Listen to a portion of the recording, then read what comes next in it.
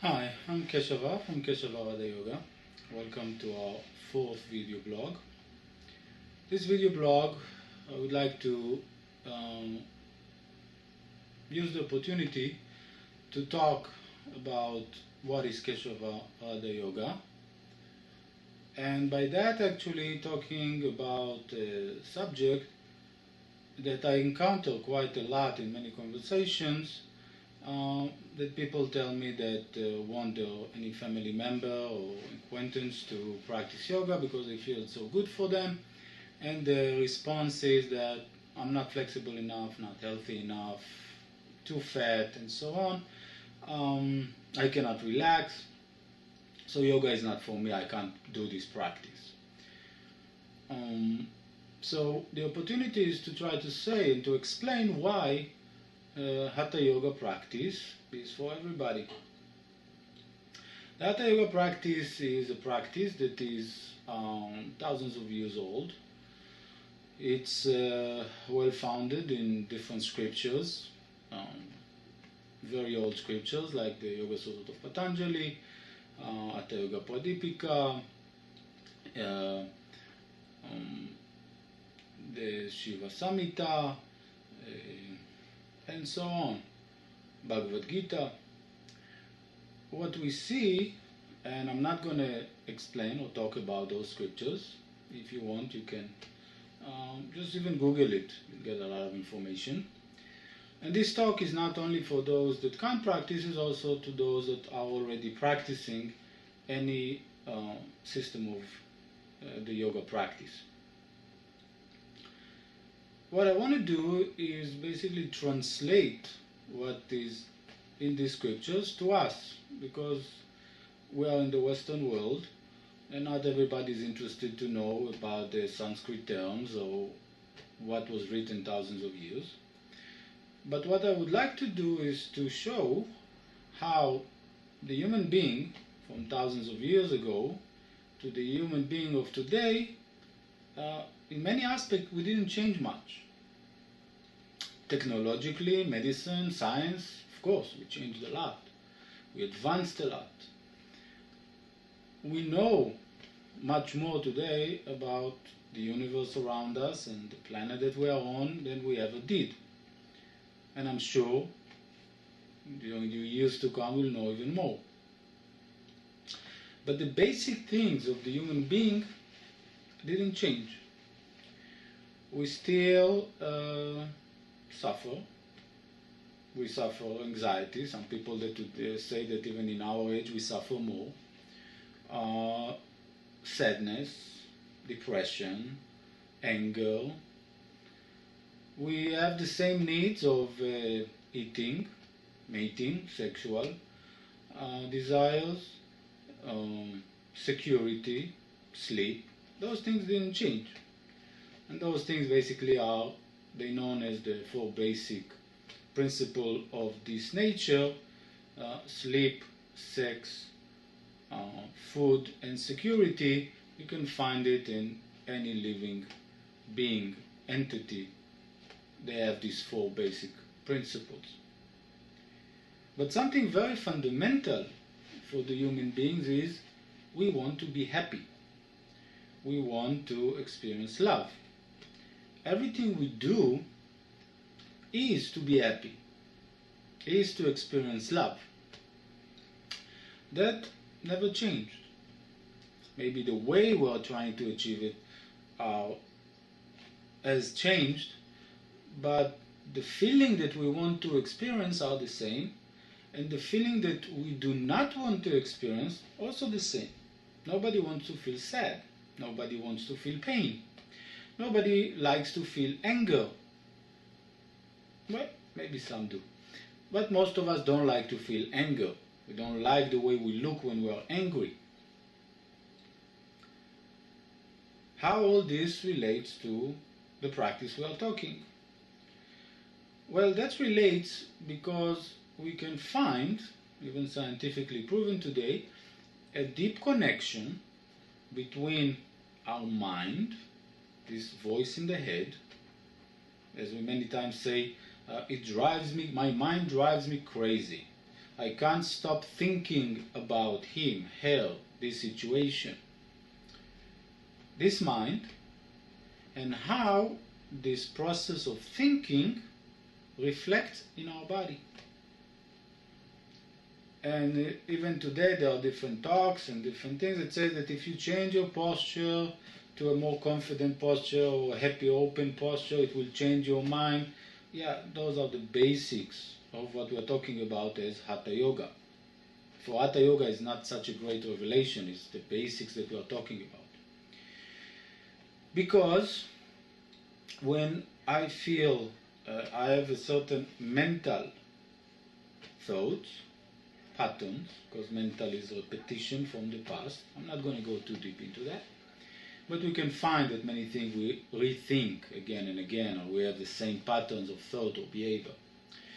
So we have a certain way of thinking, and I get sad, and then my chest closes down, my breath becomes very shallow, I can barely breathe, and I feel a heavy weight on my shoulders. And when I have patterns of happy thinking, or I'm just thinking about something that is very exciting for me, it's going to happen, so my posture opens up, my movement, my breath, my facial expression, everything changes. And here actually where the practice comes in. The Hatha Yoga, it consists of 8,400,000 postures. And we do this posture either as a static pose, known as asana, it should be the asana term, asana means relaxed, comfortable, steady and still, or vinyasa, a flow between poses. Vinyasa means flow with breath and awareness. So I can do those asana and vinyasas as an exercise regime to make my muscles stronger, of course. Any way that I work with my body against power of gravity will be an exercise. But the Hatha Yoga is not about that. The Hatha Yoga is still what we were talking before. It's there, the connection between your mind and your body. So the significance of the 8,400,000 posture is that in the moment I have a certain mental reaction, mental repetition, memory, and we'll go a little bit deeper into it, and I have a physical reaction, usually I don't pay attention to what's happening in my body. I pay attention to what is happening in my mind. The process in my body, both from the adrenaline gland and the glands of the body and digestive system, everything, nervous system reacts, and I find myself in a certain mood or a certain pain in my body. The pain, everything I experience in my body. But I just go and deal with that in the body. In the moment it becomes acoustic, it becomes a disease, a health problem. What Hatha Yoga says is that any pain that we experience, as any suffering, comes from tension. And here it's how it relates to flexibility. But the flexibility is the side effect when I deal with tension. It's not the goal. So what happens is, let's say that I have a constant stress. For some people, it will manifest as tension in the neck, and some of them already become aware of that when I have a lot of stress at work, for example, my neck is killing me. For most of us, we still don't connect and we go to the doctor to treat the neck. But stress, very much related to the neck and also reflect in the lower back, depends on the type of the stress. So, what happens is that only then we pay attention to the body. So, what I would like to be able to do is to notice when stress begins to manifest in my mind as a thought and how it begins to affect my body. Why? Because if I know how to stop this building tension and bring about relaxation, I can actually create a better quality of living in my body. I won't feel pain of the neck and all these agitations and health hazard as it builds up. And it will change the way I think. And it will enable me, this relaxation will enable me to see the same situation differently. That's the highest level of flexibility. It's actually not the physical flexibility according to the practice of Hatha Yoga, it's a mental one. My ability to be in a very difficult situation and be able to perceive it different and even make the best out of it. It already sounds amazing. The way it works is that we come back to the 8,400,000 postures. When I do a posture, a certain posture, and I don't bother on how far I manage to go, on how I really hold the posture, how deep goes the partner in the mat next to me, or how unflexible I am, but I pay all my attention to the feeling and sensations in my body. I learn to feel my body. Every posture touch different muscles, touch different joints, touch different tendons. It affects the internal organs in different ways. And in a subtle level, it affects the channels of energies, known as nadis, the centers of energy, known as chakras. And we actually feel those chakras in our life. If I watch as extreme situation, when we have heartbroken, when we have emotional heartbroken, somebody that I love left me or died, I touch my chest, oh the pain, because this is the center of emotions. And when I feel love and I fall in love for the first time, or I fall in love, I feel this feeling, and that's when the energy flows and stimulated in the center of the heart.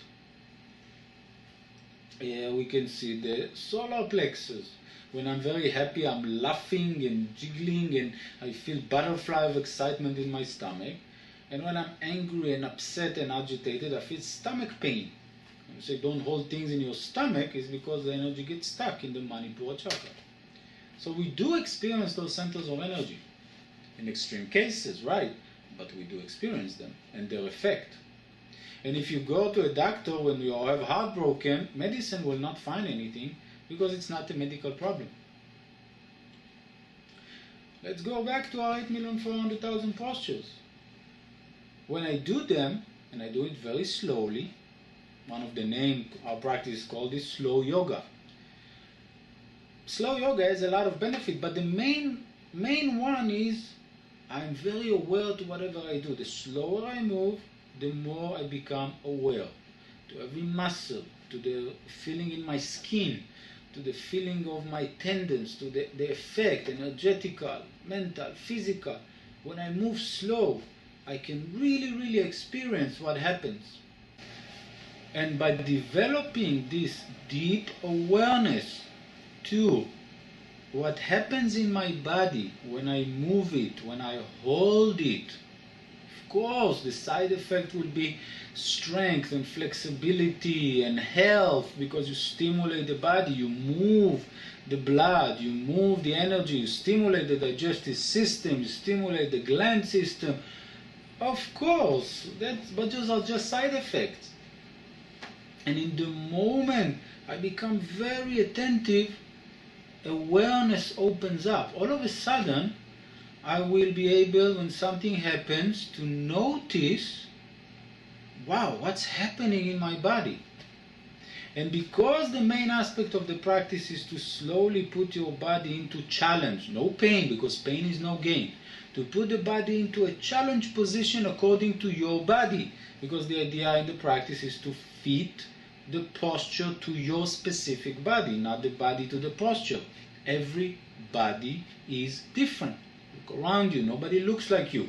Not in the joint structure, limb structure, face, nothing is the same. Even for twins, they are not the same.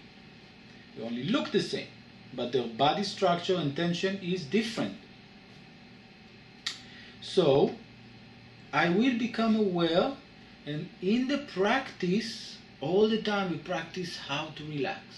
I put myself in a certain position slowly, I start to feel challenged, immediately relax the facial expression, learn to breathe and learn to relax into the pressure. What is to be advanced? I'm able to relax under more pressure.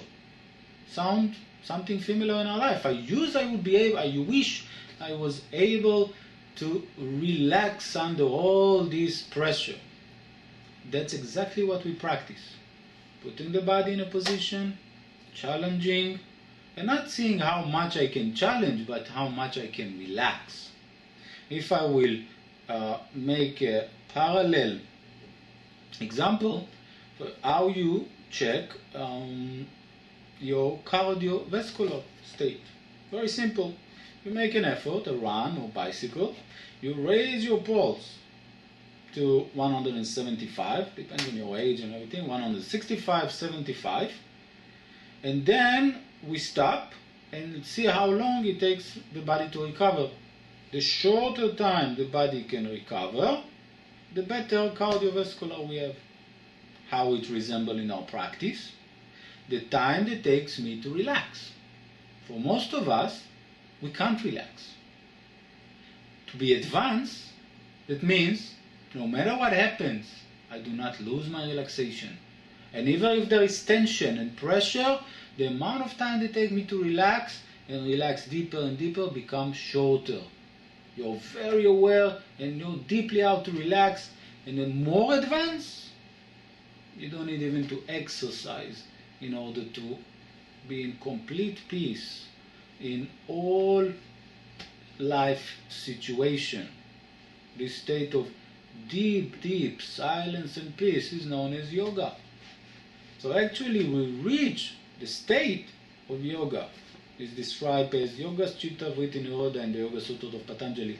Yoga is a state of no thoughts, deep peace, through learning how to relax using the body, using the connection between the mind and the body.